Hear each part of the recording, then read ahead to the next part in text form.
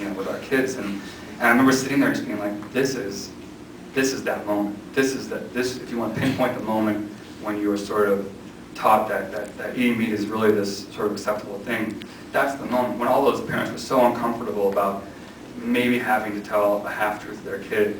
They realized there were two different sides to this thing, and they all just kind of moved on from it, And it made me look down at my daughter. My daughter's been raised vegetarian, and realize, like, I can tell her the truth about it. And in the end, it'll be up to her what she wants to do, and what she wants to eat. But like right now, I can let her know that's the same chicken. Most of us in this room know that the chicken that we eat and the chicken in the barnyard is the same freaking thing. You know what I mean? And so it was interesting to me just to kind of really glimpse into that seed that was being planted right there with all of those kids and those parents and the kids who grow up to be parents. You know what I mean? And that sort of chain that continues. What else? Music was the way I came into a meat-free lifestyle.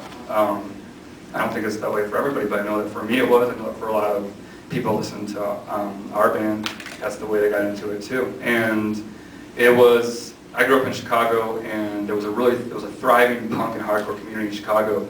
And what really turned me onto it was that it wasn't just about the music and the entertainment factor of going onto a stage and selling $5 tickets and then selling a shirt and pushing a record. It was more about, like, we're all here to talk about things that our schools don't talk about, that our parents don't talk about. And it was, I grew up in a pretty sheltered suburb outside of Chicago, and so I think that at least in my suburb, and I think that a lot of suburbs, this sort of idea is perpetuated that life is perfect, life is good, there are no real problems, everything is great. And then, and in school, for the most part, I felt like my school wasn't really touching on a lot of the issues that were really happening in the world. But I felt like the shows that I was going to were talking about.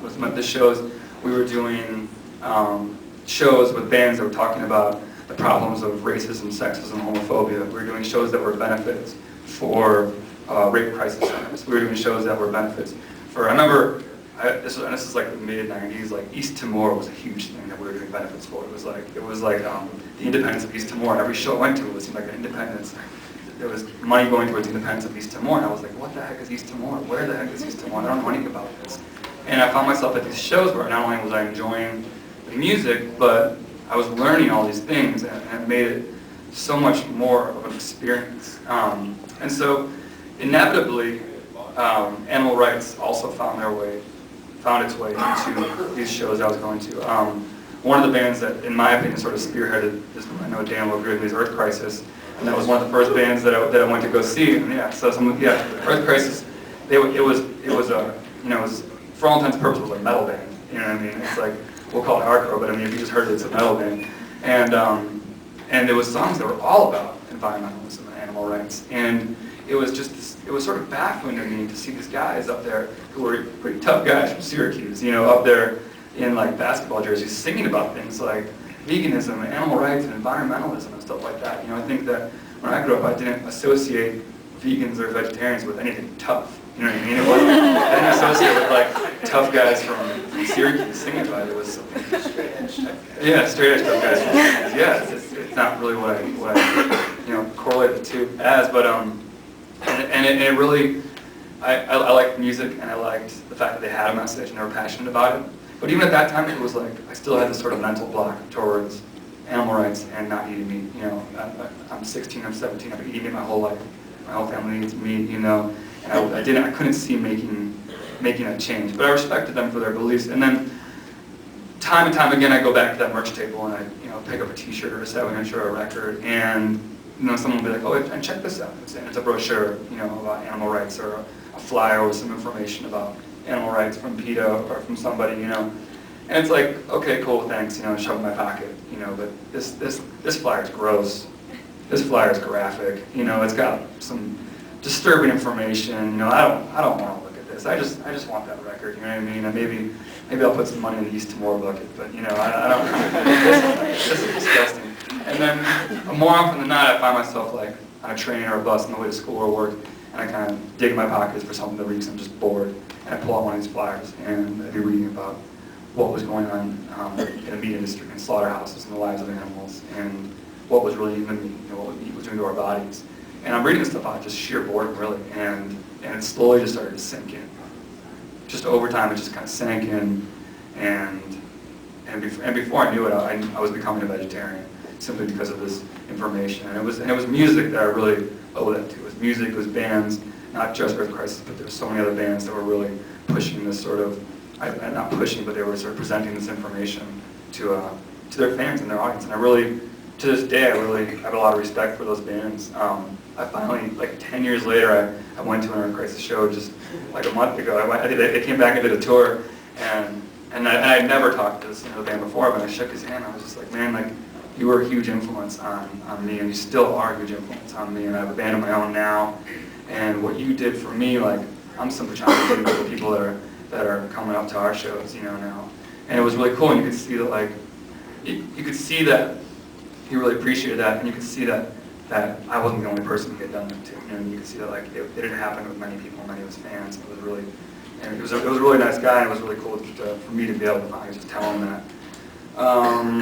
Let's see, I talked about that.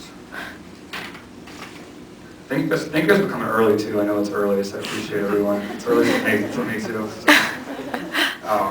That's why the rest of my band isn't here, because they're all lazy bones. I didn't say that out loud.